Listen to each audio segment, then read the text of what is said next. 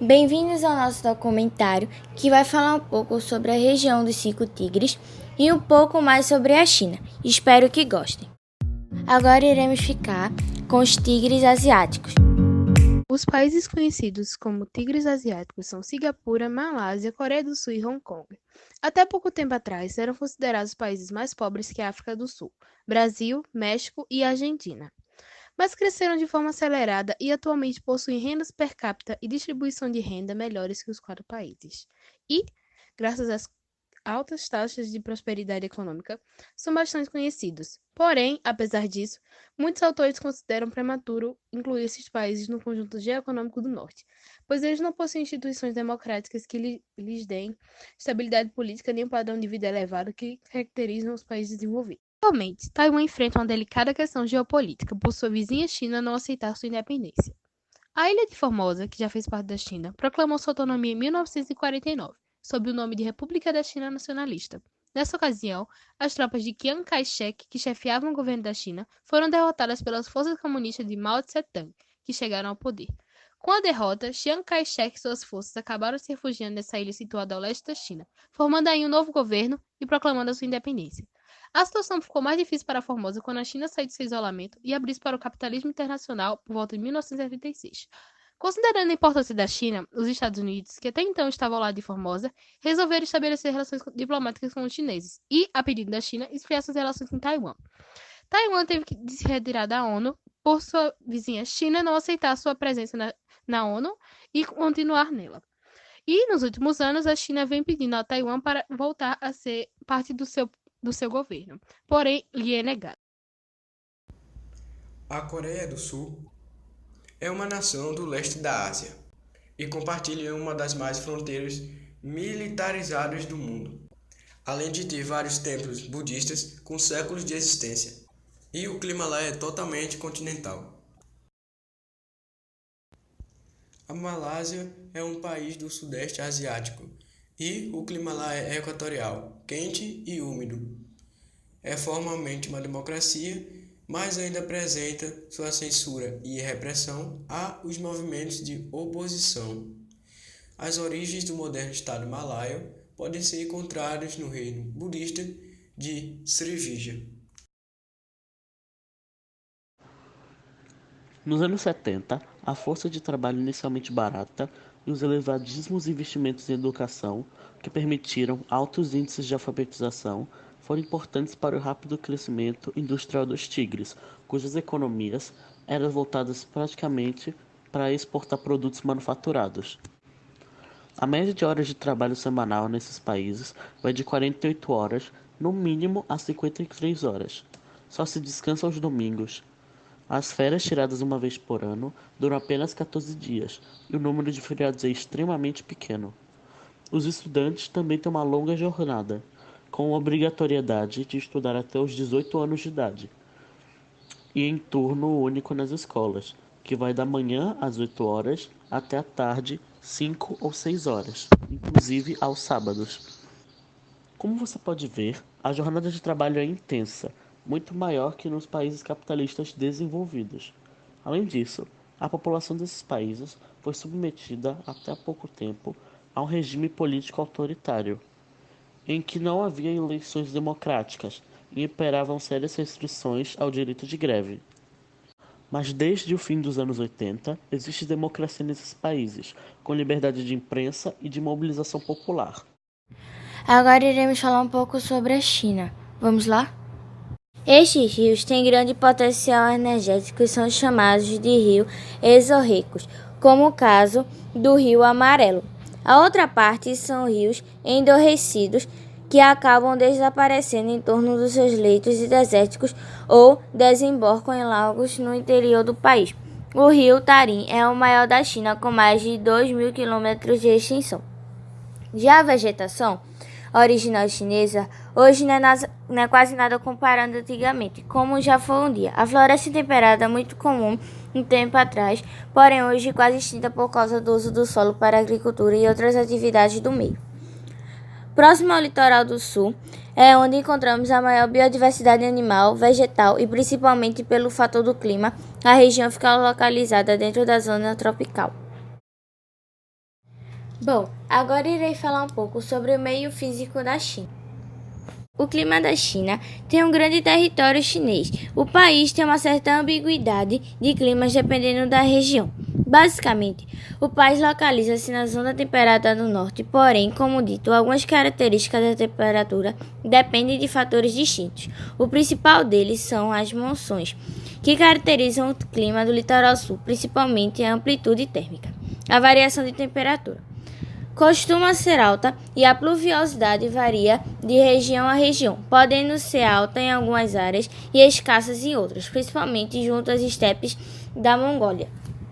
As zonas climáticas chinesas dividem-se em equatorial, tropical, subtropical, temperada e fria. O relevo da China se destaca a oeste da Cordilheira do Himalaia, com grandes altitudes, descendo para os planaltos do noroeste, como Xinjiang e o Planalto do Tibete. Ao norte, junto à Mongólia, temos planícies desérticas e as estepes. Já no sul e a leste localizam-se as maiores cidades chinesas e a maior parte da população. Temos a ocorrência de planícies férteis banhadas pelos rios Azul e Amarelo. Já a hidrografia, a China tem grandes bacias hidrográficas, como rios que atingem longa extensão. A maioria nasce nos planaltos do oeste do país e seguem até os oceanos do Pacífico, Índico e até mesmo o glacial Ártico. A economia chinesa, que tradicionalmente era agrícola, hoje é uma das mais industrializadas do mundo. Em 2010, a China ultrapassou os Estados Unidos na produção industrial. Em algumas décadas, a China tornou-se a maior exportadora de bens industrializados do mundo, como brinquedos, roupas, automóveis, produtos eletrônicos e etc. É lógico que para produzir tudo isso, ela precisa de matérias-primas. Com isso, ela também se tornou a maior importadora mundial de minérios, algodão, soja, carne e talvez até petróleo. Em compensação, a poluição aumentou muito. Na China, existem 3 setores econômicos. O primeiro é o setor primário, que é a agropecuária e mineração, e ocupa uma maior proporção de mão de obra, cerca de 40%. O setor secundário, 27%, e o terciário, 33%. O secundário é o industrial e mais importante do país, e ocupa menos força de trabalho, pois é mais mecanizado, utilizando mais intensamente máquinas. População e cidade. A República Popular da China é um país composto por 56 grupos étnicos diferentes. O povo Han responde por 91,2% da total população, sendo que as outras 55 etnias minoritárias estão contidas no 8,98% que restaram. Algumas cidades da China são Pequim, Xangai, Hong Kong, Tianjin, Cantão, Nanquim. Bom, e também vou falar sobre a segunda maior religião e também filosofia de vida, que é o budismo. E tem como citação as mensagens legadas por Siddhartha Gautama e também conhecido como Sakyamuni, sábio do clã dos Sakya. O Buda retrata pela história que existe entre 563 a 483 a.C. no Nepal. Buda não desejava converter ninguém, mas sim iluminar as pessoas com seus ensinamentos, fruto de sua própria experiência.